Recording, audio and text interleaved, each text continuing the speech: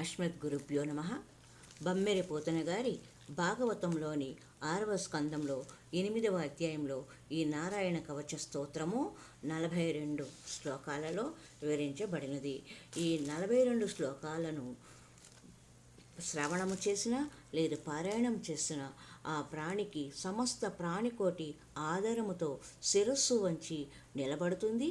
సమస్త భయముల నుండి విముక్తుడవుతాడు మానవుడు అని ఈ నారాయణ కవచం యొక్క ఫలశ్రుతిలో చెప్పబడినది. ఎవరైతే పఠిస్తారో శ్రవణము చేస్తారో ఆ మానవునికి ముందు సమస్త ప్రాణికోటి ఆదరముతో శిరస్సు వంచి నిలబడుతుంది. సమస్త భయాల నుండి అతడు విముక్తుడవుతాడు. ముఖ్యంగా ప్రతి మనిషి నిద్ర లేచినప్పటి నుండి పడుకునే వరకు ఏదో ఒక ఈతి బాధలతో బాధపడుతూ ఆ సమస్యల నుండి బయట లేకుండా విపరీతమైన బాధపడుతూ ఉంటాడు.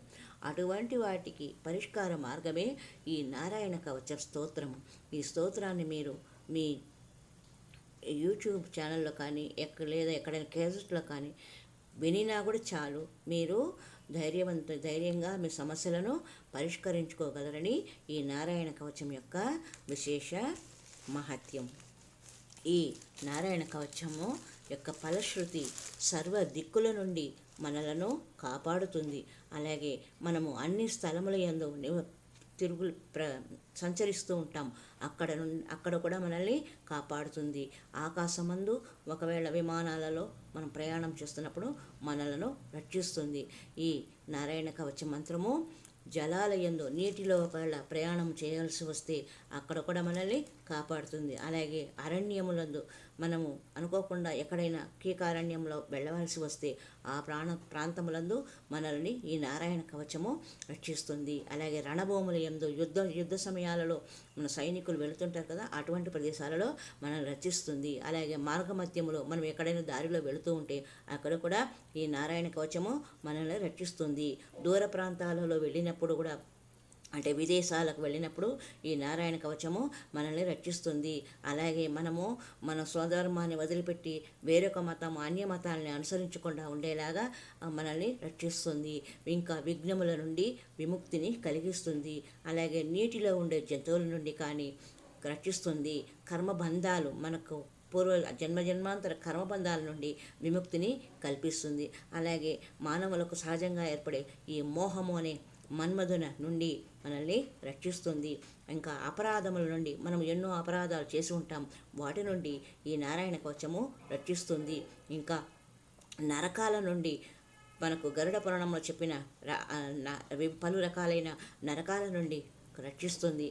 అలాగే అనారోగ్యాల నుండి రక్షిస్తుంది. ఇంకా వేడి చలి వంటి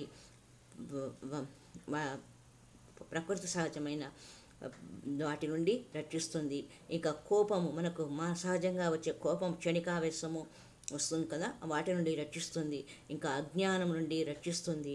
అనుచితమైన ఆహారం అంటే ఏదైనా తినకూడని పదార్థాలు తిన్నప్పుడు ఈ నారాయణ కవచము మనల్ని సర్వదా రక్షిస్తుంది.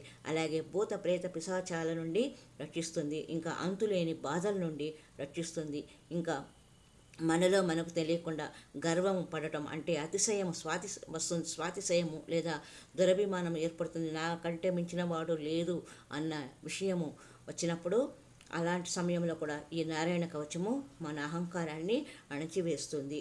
ఇంకా క్లిష్ట ప్రదేశాల నుండి కొన్ని విపత్కర సమయాలలో మనల్ని కాపాడుతుంది. ఇక ప్రయాణంలో చాలా వాటి నుండి మానవునికి రక్షా కవచంలా ఉండి రక్షించే శ్రీ నారాయణ కవచ రక్షామంత్రమును మనము పారాయణం చేద్దాము.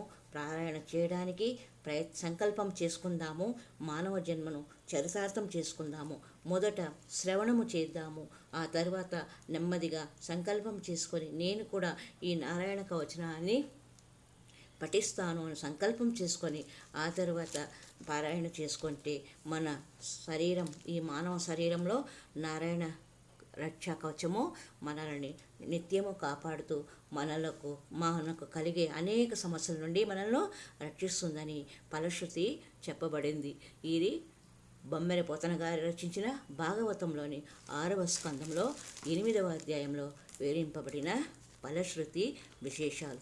కాబట్టి అందరము అష్టాక్షరి మంత్రమును, ఇక ద్వాదశాక్షరి మంత్రమును మొట్టమొదటగా పారాయణం చేసుకొని ఆ తరువాత నారాయణ కవచంలోని శ్లోకాలను తెలుసుకొని పఠించి లేదా శ్రవణం చేసి వాటి అర్థమును తెలుసుకొని ఆ తర్వాత మనము ఆ రక్షను ధరించే ప్రయత్నము చేద్దాం.